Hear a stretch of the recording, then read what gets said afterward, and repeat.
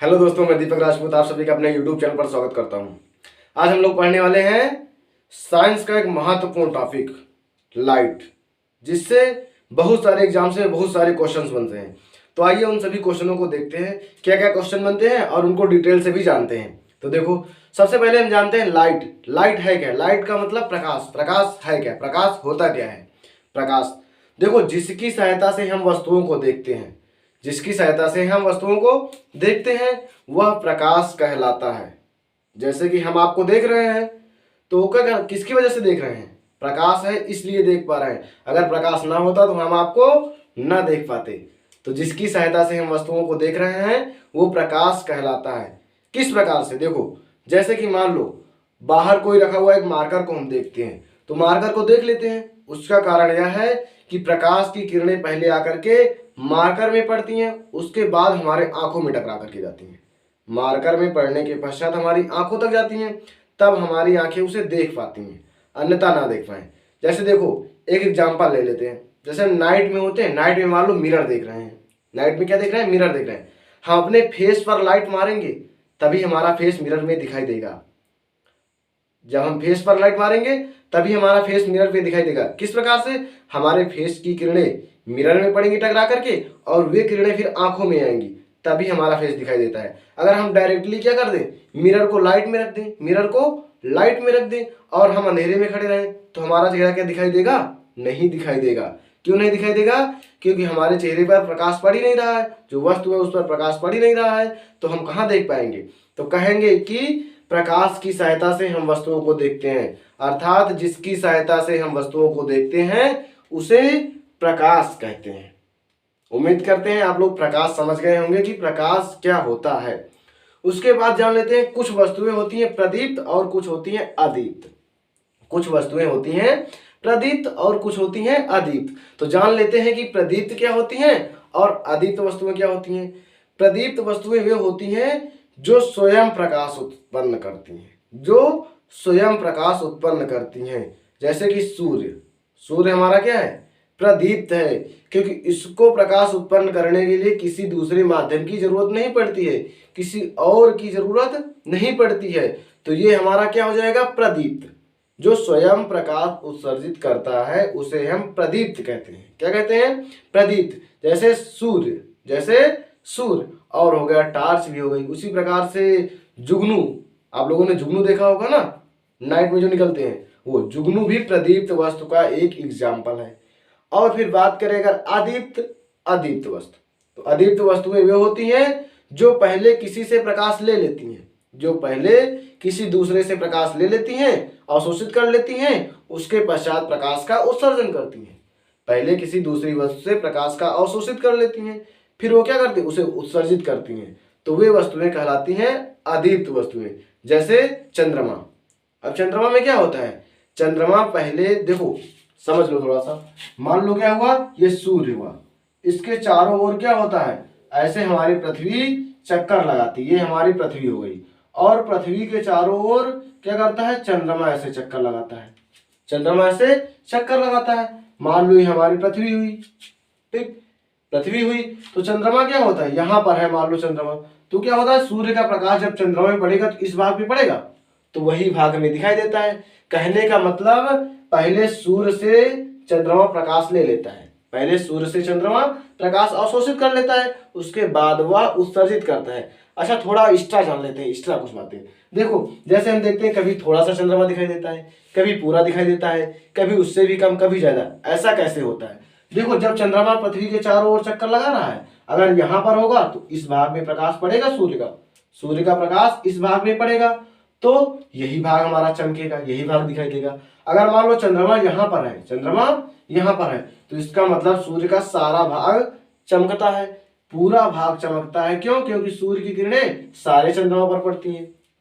और इसी प्रकार से जब क्या होता है, यहां पर होता है चंद्रमा, तो क्या होता है? जब सूर्य की किरणें जाती है, हमारी पृथ्वी पड़ती है, पृथ्वी के बाद चंद्रमा, तो पृथ्वी आगे क्या लेती है?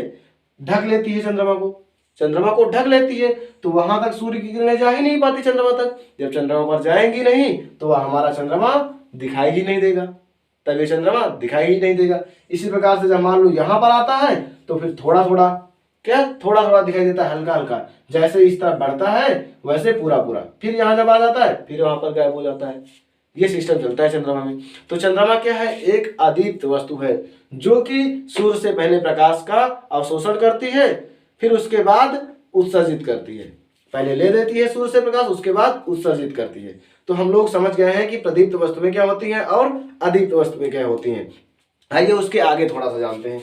उसके आगे जानते हैं प्रकाश के कुछ गुण जान लेते हैं। प्रकाश के कुछ गुण। देखो प्रकाश के गुण क्या होते हैं। गुण मतलब विशेषताएं। प्रकाश की विशेषताएं क्या है, गुण क्या है, क्वालिटीज क्या है। देखो क्या होते हैं गुण। प्रकाश एक सीधी रेखा में चलता है। प्रकाश एक सीधी रेखा में चलता है, आप लोगों को पता होगा। जैसे आपने टार्च मारा तो कैसे चलती है, सीधी चलती है। जैसे कोई मान लो टीन है, सूर्य की प्रकाश उसमें पड़ रही है, उसके बाद क्या परावर्तित हो रही है, तो भी तो सीधी रेखा में आती जाती है। ऐसा तो होता नहीं है कि हम टार्च मारे, किसी क्षेत्र से टार्च मारे और हम तिरछा खड़े हो जाएं तो फिर उसको क्या ऐसे करके ऐसे ले जाएं। ऐसा तो कुछ होता नहीं कि टेढ़ू मेढ़ू प्रकाश ऐसे ऐसे चले, ऐसा कुछ तो होता नहीं। तो प्रकाश की किरणें सीधी रेखा में चलती हैं। एक गुण विशेषता तो ये हो गई। अब दूसरी विशेषता देखते हैं। दूसरी विशेषता क्या है, प्रकाश जो है इसका तरंग दैर्ध्य। प्रकाश का तरंग दैर्ध्य 3900 एंगस्ट्रॉम से 7800 एंगस्ट्रॉम होता है। 7800 एंगस्ट्रॉम, ये बहुत इंपॉर्टेंट है, पूछा जाता है कि ये मिनिमम है तरंग दैर्ध्य और ये अधिकतम है। ये मिनिमम है और ये अधिकतम है। तो प्रकाश का तरंग दैर्ध्य कितना होता है, 3900 एंगस्ट्रॉम से 7800 एंगस्ट्रॉम। ये मिनिमम होता है और ये अधिकतम होता है। उसके बाद अगली विशेषता देखते हैं। अगली विशेषता ये देखते हैं, ये मान लो दूसरी थी और ये तीसरी। तीसरी क्या देखते हैं, तीसरी देखते हैं कि प्रकाश की चाल। प्रकाश की चाल कितनी होती है निर्वात में, 3 × 10⁸ मीटर प्रति सेकेंड। ये हमारी क्या हुई, प्रकाश की विशेषताएं। ये हमारी हो गई हैं प्रकाश की विशेषताएं। अब थोड़ा सा आगे बढ़ते हैं। अब थोड़ा सा आगे बढ़ते हैं तो देखो आगे बढ़ करके पहुंचते हैं हम प्रकाश का परावर्तन। प्रकाश का परावर्तन, तो आइए देखते हैं प्रकाश का परावर्तन होता क्या है। प्रकाश का परावर्तन होता क्या है, देखो जब प्रकाश की किरण किसी चिकने तल पर पड़ती है तो उसके पश्चात वह वापस हो जाती है। जब प्रकाश की किरण किसी चिकने तल पर पड़ती है उसके पश्चात फिर वापस हो जाती है, इसी घटना को हम कहते हैं प्रकाश का परावर्तन। प्रकाश का परावर्तन। मान लेते हैं, देखो ये हमारा बोर्ड हो गया। अब यहाँ पर क्या हुआ, ये मान लो बहुत चिकना एक शीशा रख दिया यहाँ पर, ये शीशा बना दिया इसको, ये क्या हो गया हमारा शीशा। अब क्या होता है, अब इसमें से प्रकाश की किरण यहाँ से टार्च हम मार रहे हैं, ऐसे मारेंगे, ऐसे पड़ेगी प्रकाश किरण, फिर इसी प्रकार से ऐसे वापस हो जाएगी, इसी प्रकार से ऐसे वापस हो जाएगी। तो इसी घटना को हम कहते हैं प्रकाश का परावर्तन। इसी घटना को कहते हैं हम प्रकाश का परावर्तन। तो देखो आगे, अब प्रकाश का परावर्तन जान रहे हैं, तो ये जो बीच में एक रेखा खींच दी है इसे हम कहते हैं अभिलंब। इसे हम कहते हैं अभिलंब। क्या है, ये है अभिलंब। और ये किरण आ रही है, ये किरण आ रही है, जब आ रही है तो इसे हम कह देंगे आपतित किरण। आपतित किरण कह देंगे। क्या कह देंगे, आपतित किरण। और ये क्या होता है, ये जा रही है किरण, ये किरण क्या कर रही है, वापस जा रही है, तो परावर्तित होके जा रही है, तो इसे हम कह देंगे परावर्तित किरण। क्या कहेंगे, परावर्तित किरण। इसे हम कह देंगे परावर्तित किरण। परावर्तित किरण, इसे हम कह देंगे परावर्तित किरण। ठीक।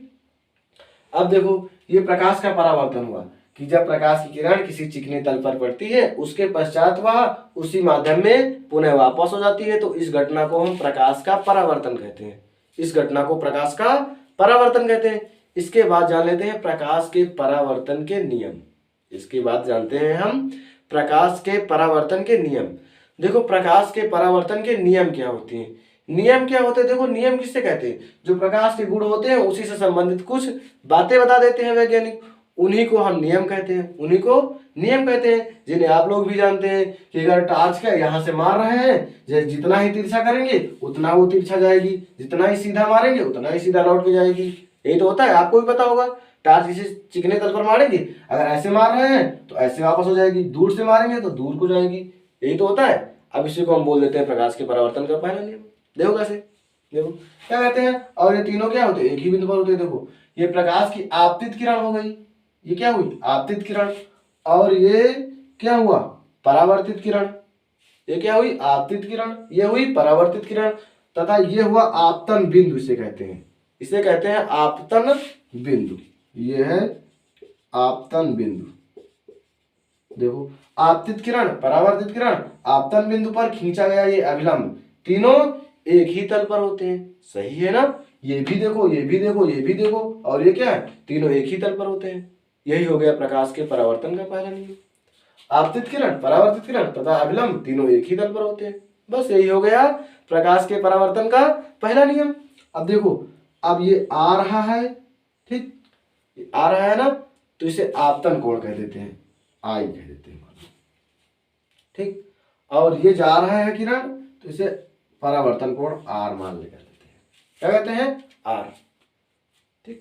अब देखो क्या होता है, अब इसमें से क्या होता है, दूसरा नियम क्या है, ये जो आप, ये कोण जो होता है, ये कोण जो होता है इस कोण के सदैव बराबर होता है, ये कोण सदैव इस कोण के बराबर होता है ना। आपने अभी बताया कि टार्च ऊपर से मारेंगे तो ऐसे आएगा, दूर से मारेंगे तो दूर हो जाएगा। इसका मतलब ये कोण बढ़ाएंगे तो दूसरा भी बढ़ जाएगा, इसको बढ़ाएंगे तो दूसरा भी बढ़ जाएगा।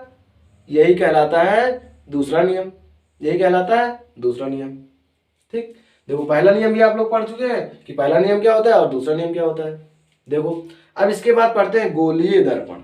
क्या पढ़ लेते हैं, दर्पण। देखो पढ़ते हैं, देखो दर्पण सबसे पहले, इसके बाद पढ़ते हैं दर्पण क्या होता है। देखो दर्पण जो होता है, गोलीय दर्पण खोखले गोले का एक कटा हुआ भाग होता है। गोलीय दर्पण जो होता है वह खोखले गोले का कटा हुआ भाग होता है। देखो किस प्रकार से, मान लो ए एक हो गया गोला, देखो सही से बनाते हैं इसे थोड़ा, ये हो गया एक ऐसे करके गोला, ये हमारा गोला हो गया। अब इसको काट लेते हैं, यहां से ऐसे काट लिया, तो बस यही हो गया हमारा, मान लो गोलीय दर्पण। ये क्या हो गया, गोलीय दर्पण हो गया हमारा, ये हो गया हमारा। देखो ये खोखला गोला हो गया। अब इसको इतना हम काट लिए हैं, इतना काट लिए हैं, ठीक। और काटने के बाद क्या करते हैं, इस पर एक और पालिश कर देते हैं, एक और पालिश कर देते हैं, दूसरी ओर ऐसे ही छोड़ देते हैं, जिससे हमारा गोलीय दर्पण बन जाता है। गोलीय दर्पण खोखले गोले का एक कटा हुआ भाग होता है, जिसके एक ओर पालिश कर देते हैं और दूसरी ओर से प्रकाश का परावर्तन होता है। जब एक ओर पालिश कर देते हैं तो दूसरी ओर तो परावर्तन होगा ही। तो देखते हैं किस प्रकार से होता है। मान लो इस तरफ हम क्या कर देते हैं, पालिश कर देते हैं, तो इस प्रकार अगर प्रकाश किरण आएगी तो परावर्तित हो जाएगी ना, तो जिसे हम गोलीय दर्पण कहते हैं। अब इससे जुड़े हुए कुछ बिंदु हैं, कुछ तथ्य हैं जिन्हें हम जान लेते हैं। जैसे मान लो एक गोलीय दर्पण हुआ, तो यहां से एक ऐसे रेखा खींच देते हैं, ठीक। देखो अब यहां पर जो मध्य में रेखा खींची जाती है, इसे हम कहते हैं ध्रुव, इसे हम कहते हैं ध्रुव, इंग्लिश में पोल, तो पी से प्रदर्शित करते हैं ध्रुव। तो ये क्या हो गया, अब पूछा जाएगा ध्रुव क्या होता है, ध्रुव क्या होता है, तो दर्पण को जो ये रेखा है जिस बिंदु पर काटती है उसे हम कहते हैं गोलीय दर्पण का ध्रुव, या फिर दर्पण का मध्य बिंदु ही ध्रुव कहलाता है। दर्पण का मध्य बिंदु ही ध्रुव कहलाता है। देखो अब ध्रुव जान गए हैं। अब ये वृत्त था, तो वृत्त का एक केंद्र तो होगा ना, वृत्त का एक केंद्र भी तो होगा। अब जिसके जो केंद्र होगा उसे हम कहते हैं सी, जो केंद्र होगा उसे हम कहते हैं सी।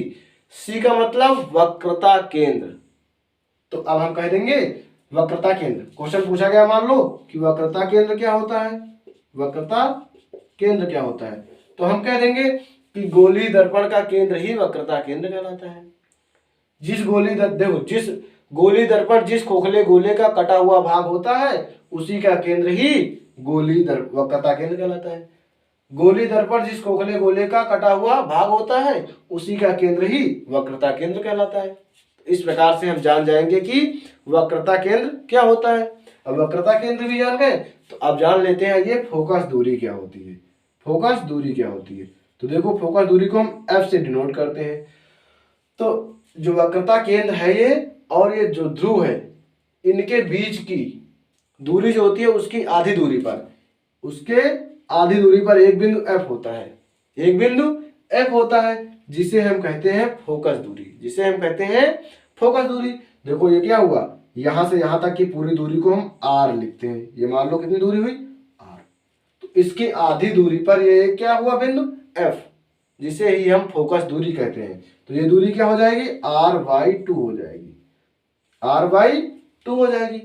तो देखो अब यहाँ से हमारा एक फार्मूला भी, जो कि अभी अभी हाल ही में ग्रुप डी के एग्जाम्स में, रेलवे ग्रुप डी का जो एग्जाम है उसमें से पूछा गया है। अब इस जो चैप्टर चल रहा है प्रकाश से बहुत ही ज्यादा क्वेश्चन पूछे जा रहे थे रेलवे में, बहुत ही ज्यादा भर भर के क्वेश्चन पूछे गए।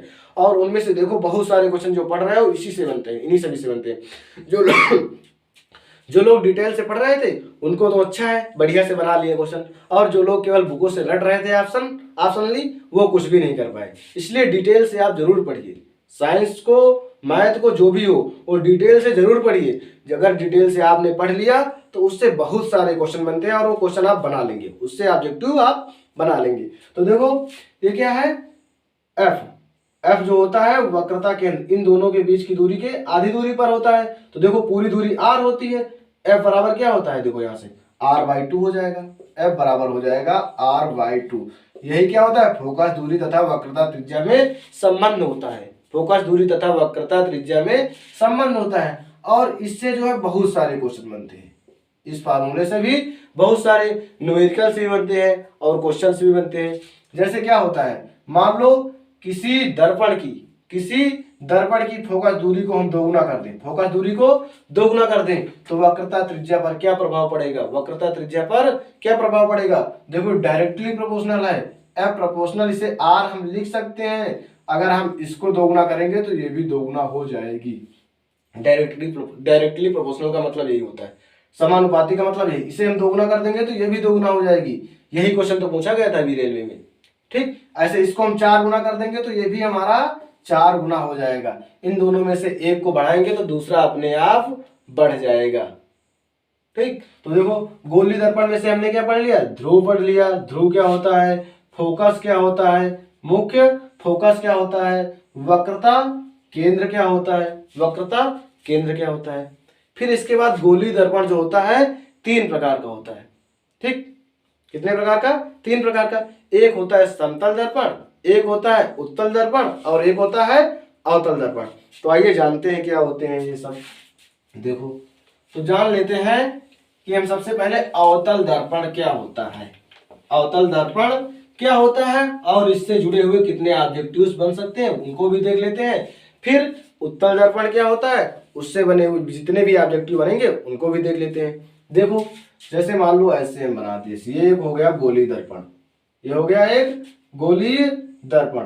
अब इसमें से देखो अगर हम क्या करते हैं, बाहरी ओर उभरे हुए भाग पर पालिश कर दें, उभरे हुए भाग पर पालिश कर दें और जो दबा हुआ भाग होता है उससे प्रकाश का परावर्तन हो। उभरे हुए भाग पर पालिश कर दो तथा दबे हुए भाग से, जैसे इससे प्रकाश का क्या हो, ऐसे परावर्तन हो, इससे प्रकाश का परावर्तन हो, तो वो क्या कहलाएगा, अवतल दर्पण कहलाएगा। क्या कहलाएगा, अवतल दर्पण।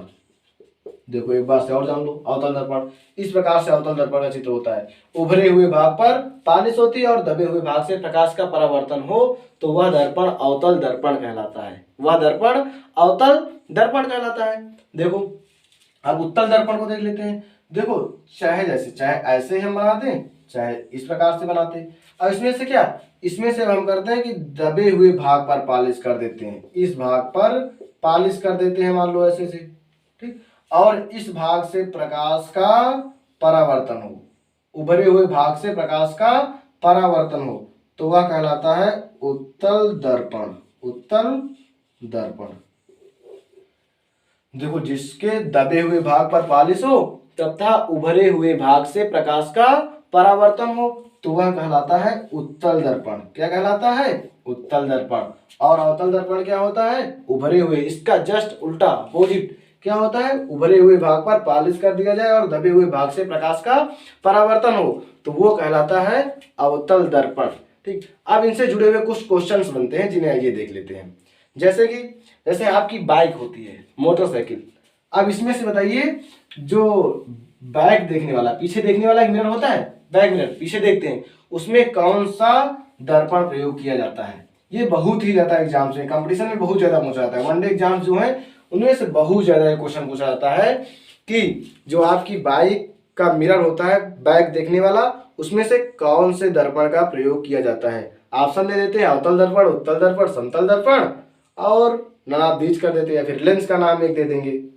तो आपको बताना है। तो इसमें से उत्तल दर्पण, इसमें से उत्तल दर्पण का प्रयोग किया जाता है। किसका प्रयोग किया जाता है? उत्तल दर्पण। जो उत्तल दर्पण होता है वह बड़ी बड़ी वस्तुओं को छोटा करके दिखाता है, बड़ी बड़ी वस्तुओं को छोटा करके दिखाता है। तो क्या होता है, पीछे का दृश्य जो बड़ा होता है उसे वो छोटा करके दिखाता है, उसे वह छोटा करके दिखाता है। ठीक। और एक क्वेश्चन पूछा जाता है कि जो हमारी गाड़ी होती है इसमें सर्च लाइट, यानी कि आगे वाली लाइट जो होती है उसमें कौन से दर्पण का प्रयोग किया जाता है? उसमें से कौन से गोली दर्पण का प्रयोग किया जाता है? तो इसका आंसर आप लोग कमेंट बॉक्स में बताइए, इसका आंसर आप लोग कमेंट बॉक्स में बताइए। और अंत तक वीडियो देखने के लिए धन्यवाद। अब मिलते हैं अगले वीडियो में।